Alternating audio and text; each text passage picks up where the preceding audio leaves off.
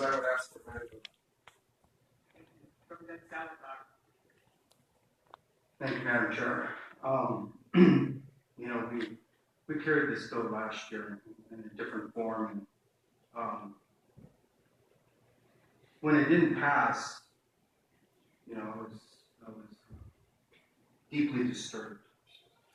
And the reason why I was so disturbed was because I knew that it was going to take another year to bring this bill. We would go through the rest of the legislative session, both winter and the spring, we get into summer, and then we get into fall, and then we get into winter. And I was tortured at the end of the legislative session, leading to the introduction of this bill, about the number of people who may have died because this bill didn't pass last year. Now we have a number of 154. I don't know what it's like to be homeless. And I don't know if any of you do. Or if any of you have ever been close to being homeless. I know what it's like to live on the verge of having not being able to pay rent. When I was in law school, I was a single dad. And there were times when my daughter and I, we had beans and macaronis for days. I just went for the next student loan check to come through. But I always had a roof over our house. And my daughter just recently found out that when she'd go back to her mom's house, I would turn off the heat because I didn't have money to really pay for the heat. So I know that state of existence. But I had a roof over my head. And my daughter had a roof over her head. Homelessness. We're dealing with it here, and look at us. You guys have a home to go to. And you're privileged. You're state representatives. And you have the privilege of being a state representative. You might have a spouse at home who's waiting for you. And you can sleep next to them tonight in a bed. You don't have to worry about the cops banging on your door, waking you up, telling you how to move on. Some of you drive nice cars. I've seen some of your cars. Some of you drive nice cars. Some of you, wow, you don't drive such nice cars, but you have a car. You can take that someplace to be able to drive home. You don't have to be on the street and have an officer knock on your window telling you to move on. In November, right before Thanksgiving, before the big snow came, I had this lady she Facebook messaged me. And she said, Representative Salazar, it's just me and my daughter and my 3-month-old granddaughter in our car. And we got no place to go. Can you help? And I scrambled. I called up my legislative aide, who it's off session, but she's always there for me. I said, we need to find them some help. The big storm's coming. And we scrambled. We contacted local affairs. We contacted the unit that helps with homelessness. And they said, Representative Salazar, we don't have any money. We don't have any money for vouchers. And they scrambled, and they didn't really find out what the end result was. I do know that they made it through the storm, but I don't know if they made it through the storm with a roof over their head. This bill is about human dignity. And I've heard some of you today with your questions, trying to parse it out, looking at local control, saying slippery slope, saying things like unintended consequences. There's no unintended consequence to providing a person human dignity. The intended consequence is to provide them human dignity. Between that and business interests, our responsibility here is first human dignity. Between that and local control, our first responsibility is human dignity. There's nothing else in between. Colleagues, there's nothing else in between. That's what we're supposed to do first. I beg you for an aye vote on this bill. I don't want you to go through what I went through this past summer leading to next legislative session, wondering how many people died because you wanted to parse out human dignity with something else. Thank you.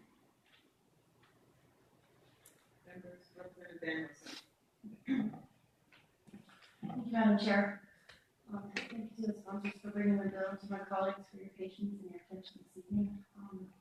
I just wanted to take a minute to acknowledge the people, the individuals, and the organizations that came to testify today. We are listening, and I did want to spend time during this hearing to hear your stories, and I really appreciate you coming here. For the folks that were in favor of the bill, your very heartfelt stories, they do go a very long way, and it means something to us, and we're listening.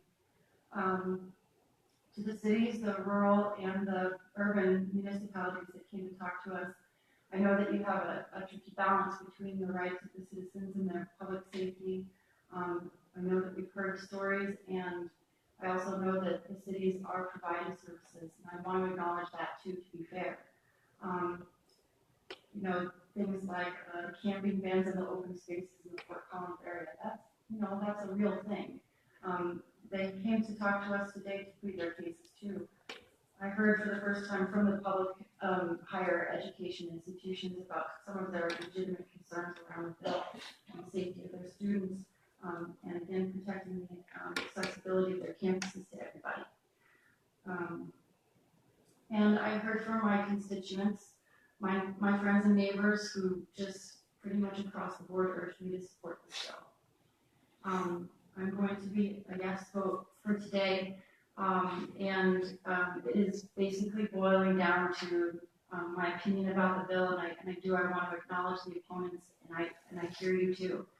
However, for me, it is an opportunity to begin to decriminalize being homeless, and so I vote on this bill. Thank you. Thank you, Madam Chair. It's an interesting day today. There was a Park County deputy named Kerrigan who was just slain, serving an eviction notice to someone. And so one of the people testifying today talked about, imagine if you are feeling like you're being chased by a lion, you have the feeling that you're the victim in Jaws, and you have that fight or flight notion in your head. And I can't excuse what any person acting out of fear does when they take another person's life, especially such a kind and dedicated public servant. But those are the same fears that we even feel as legislators. And so I'm reminded of the words of Martin Luther King, where he said that hate begets hate and violence begets violence. And through violence you may murder the liar, but cannot murder the lie. And I encourage all of us to find more humane solutions. It's very interesting that both the opponents and proponents actually agree on the big solutions: rapid rehousing, housing first programs, problem-solving recovery courts. It's interesting that Denver Homeless Out Loud, when they came to me, they said, Representative Singer, we want to sit down with the city of Denver, not just one-on-one. We want to have a mediator, a third party there, so we can talk to each other as people again. And I'm struck by the vision in this room right now. Struck by the vision of being surrounded by honored members of law enforcement, but not surrounded by case managers and social workers and the people that we hope provide the services that solve the problems that are listed in this bill. I called Colorado Coalition for Homeless. I called a number of other homeless organizations to say, could you provide something for the folks here? Now, maybe the timing wasn't good enough for them. But when we report one thing and we see another thing, it strikes me as a huge problem. And so today I'm going to be a yes vote. I want to understand what it is that will stop the services from coming if a bill like this passes. I'm going to take another look at it on the floor, assuming it gets there. But we need to be very thoughtful about this. And when we hear services on one side, but all we see in our faces right now is law enforcement. How can we reconcile those two things?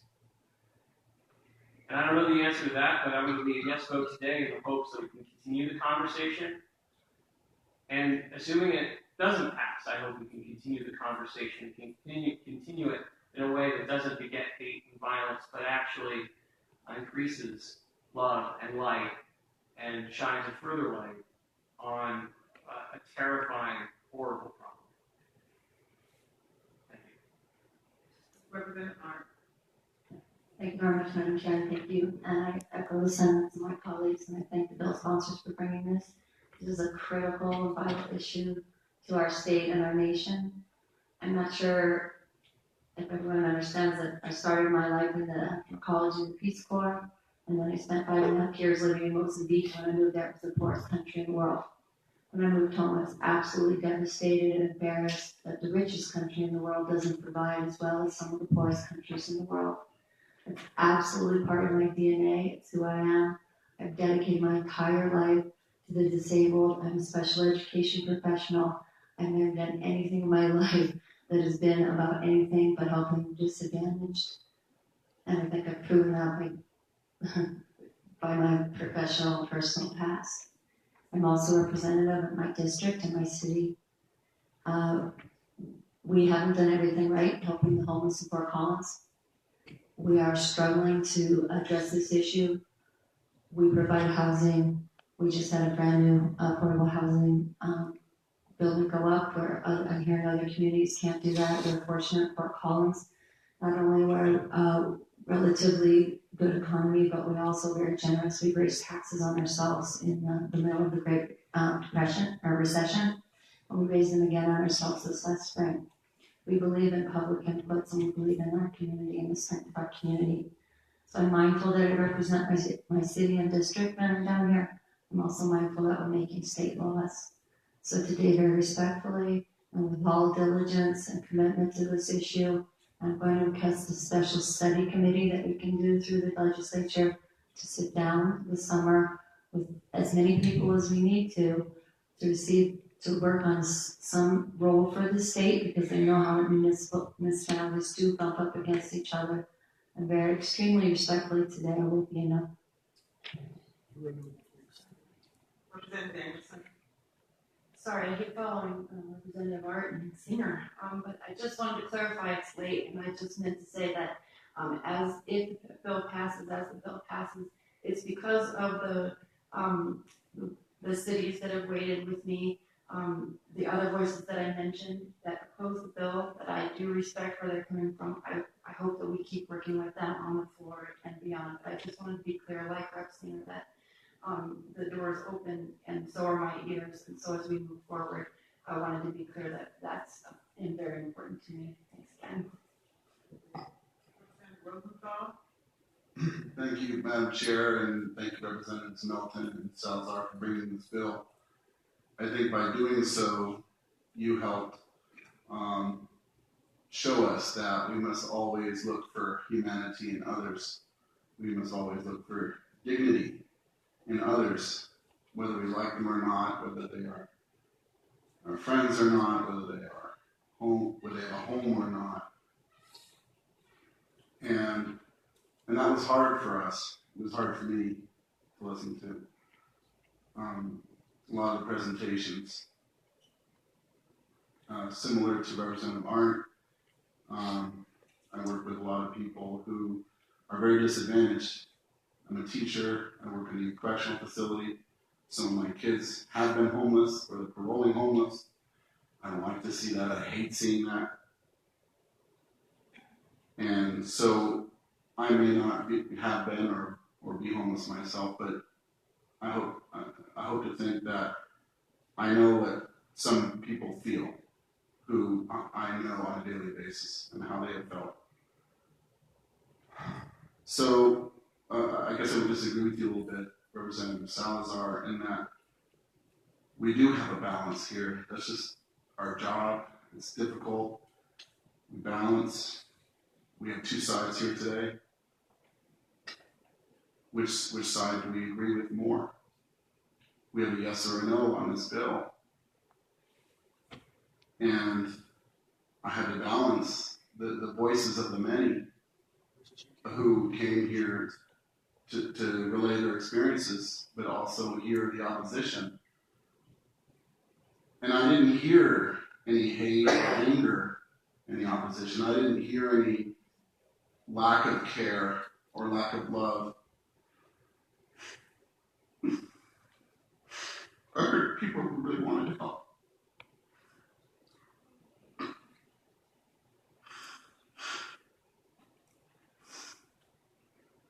But we have limited resources. We're supposed to even make possibly even some Medicaid cuts this year. I wish we could solve this more. I wish we could have homes for everyone. I have concerns, however, about this bill. What it would do, what are the unintended consequences? What it will do. This is such a complex house of cards we have. And what would happen if we remove this one piece? What would happen? We heard from Ms. Orff some concerns from municipalities about some of the concerns they have. And so it's very sad. It tears me up. I have to vote on today.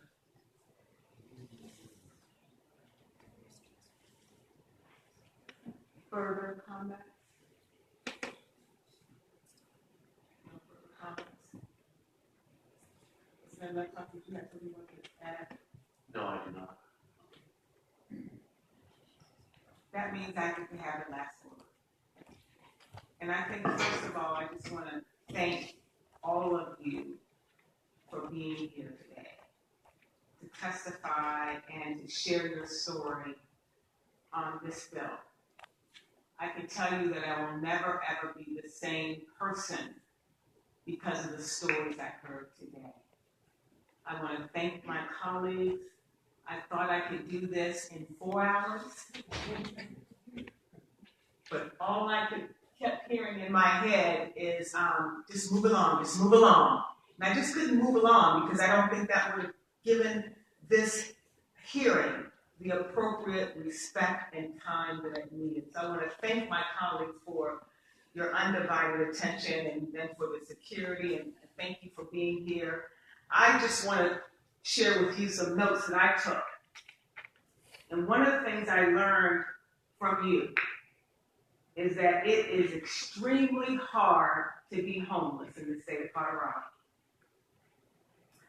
And this whole concept that you taught me about today, just move along, I just kept seeing that picture. I will never, ever look at a homeless person the same, because it is truly hard to be homeless. Not only in Colorado, but just across our nation. We have people talk about looking for ladders of opportunities and finding none. And then being kind of behind some building, sleeping, and then being kicked and moved. I never thought about the whole concept of just being homeless and the amount of walking that you all have to do.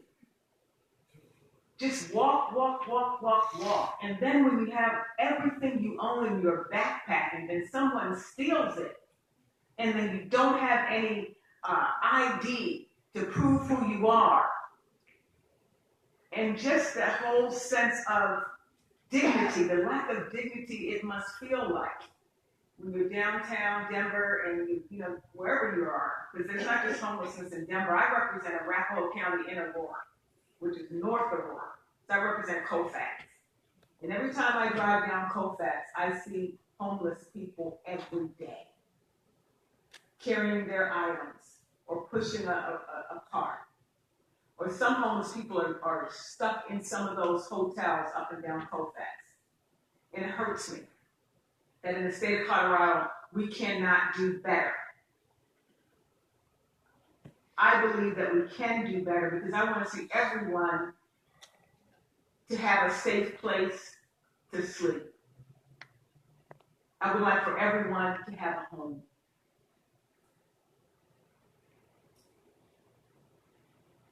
I think that this whole concept about the right to exist, someone said that, you know, just having a right to exist. And I think that this is just basic language that we have in this bill, that we're not going to, hopefully if it passed, I believe that everyone has a right to rest. I'm tired right now. And so I just want you to know that I relate to your stories. I care about your stories. This body cares about your stories. I want to thank the representative for bringing this bill back, not just once, twice, but 3 times. I really applaud your commitment and your loyalty to addressing this very serious topic. You have not shrunk. You have not retreated as it relates to this topic, and I just want to thank you. Thank you all for being here and respecting this building, and I think it's time to take a vote. Damien, please call the roll for the vote. Representative Arndt. No. Danielson. Yes. Klingensmith. Yes. Navarro. No. Ransom. No. Rosenthal. No. Singh. No. Singer. Yes. Thurlow. No. Klingensmith. Yes. Lepson. Yes. Madam Chair. Yeah.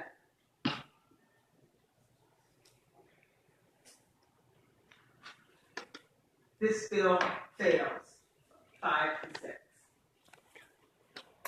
There you have it.